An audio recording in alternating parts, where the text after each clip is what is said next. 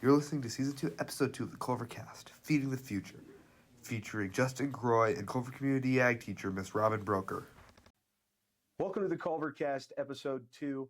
I'm Justin Croy. I'm here with Culver Community Ag teacher, Robin Broeker. Welcome, Mrs. Broeker. Thank you. Thanks for being here with us today.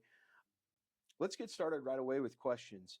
Obviously, you're the ag teacher. What's the most important life lesson that ag has taught you? I think in general, this can go for anything, but agriculture teaches you how to be persistent and resilient. You can do everything right and still have the weather humble you, have a 1,500-pound cow humble you. You know, you have to really just give it up and focus on what you can control. What's the biggest change in ag students that you've seen throughout the years? Well, this is huge. So students today are much more interested and focused on technology and ag science. In the past, we've just thought of ag students as farmers. Well, that's not the case anymore. Precision agriculture, biochemistry, all of those things go into ag today.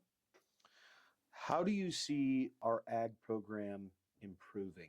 Obviously, we have a really good ag program, middle school, high school, a lot of students involved in FFA. How do you see our program improving throughout the years? Well, Culver is definitely behind its ag program this year. For example, the last several years, we've gotten what we call our community garden out back of the school. We're getting a new greenhouse this year. A permanent one? A permanent one that's not going to blow away the next football game. Yeah. So all of those things, I think, go into it. I think kids with our career paths now have the opportunity to know what they're getting into with this hands-on experience that we're providing for them. What advice would you give students, or do you give students who want to go into ag careers?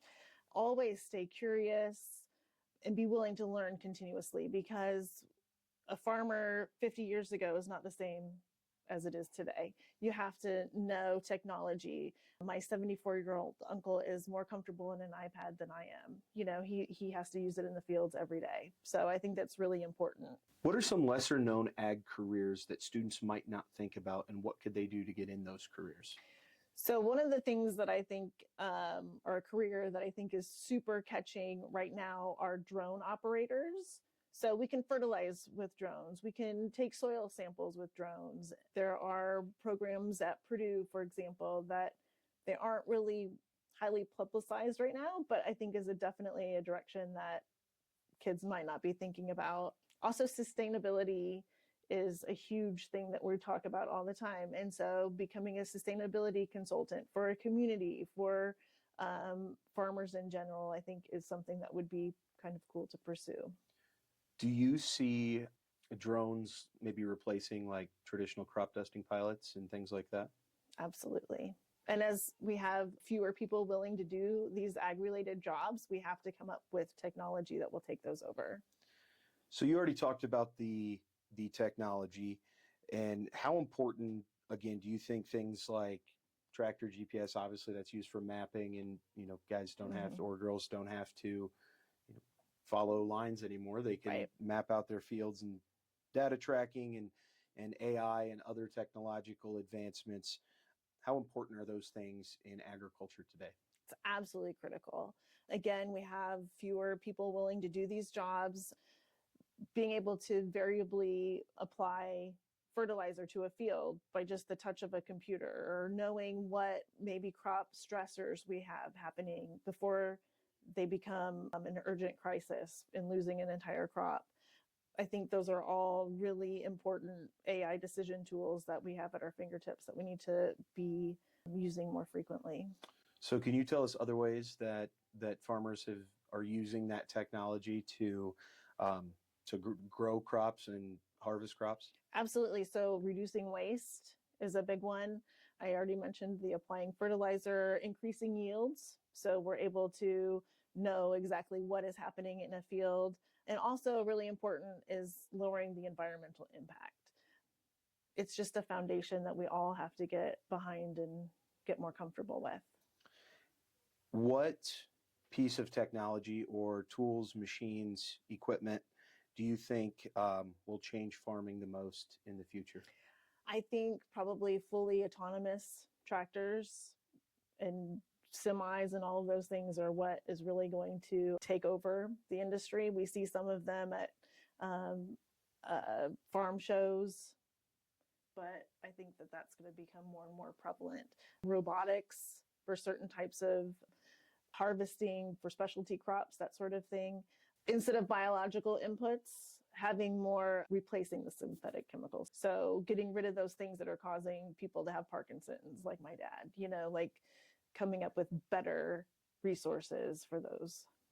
So you talked about the autonomous tractors, and that process of harvesting crops hasn't really changed much.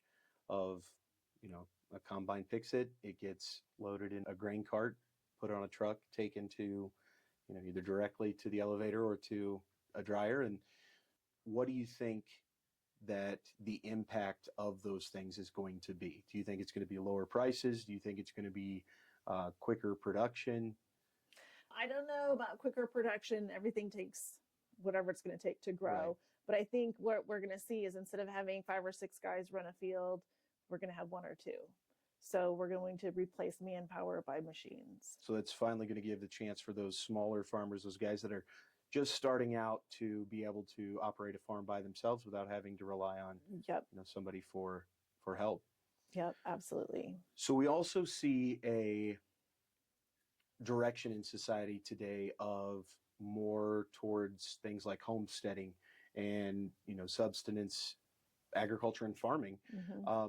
Have students expressed interest in that in the classroom? Or I'm sure some of them, their families probably have animals, and even if it's not cows, it may be chickens or goats or something that they're doing just for their family. Yeah, absolutely. I have many students. It's always kind of takes me aback because there's more kids doing it, more families doing it than what even 10 years ago there were. So I think we're more on board. There's a lot more healthy eating, clean eating that people are wanting to do. We're bringing back canning, that food safety piece that Michael Skiles does in his class. So I really think that it's an awesome direction. Absolutely. Well, thank you for being here. We appreciate you. Absolutely. Thank you, everybody, for watching, and we'll see you next time on the CulverCast. Thank you. There will be a 5 o'clock elementary girls basketball game against North Liberty Elementary. There will also be a middle school swim meet against Knox at 5:30 at Knox. At 6 p.m., there will be a middle school basketball game against Oregon Davis at Oregon Davis. On the 6th, there will be a 6 o'clock wrestling tournament at Triton for elementary school. There will also be a 6:30 boys varsity basketball game continuing sectionals. There will also be an 8 o'clock boys varsity basketball game continuing sectionals as well. On Saturday the 7th, there will be a 10 a.m. boys wrestling HNAC tournament for middle school. There will also be a 10 a.m. HNAC tournament for middle school girls basketball. 7:30, the final rounds of sectionals will take place. And that's all your upcoming events for the week.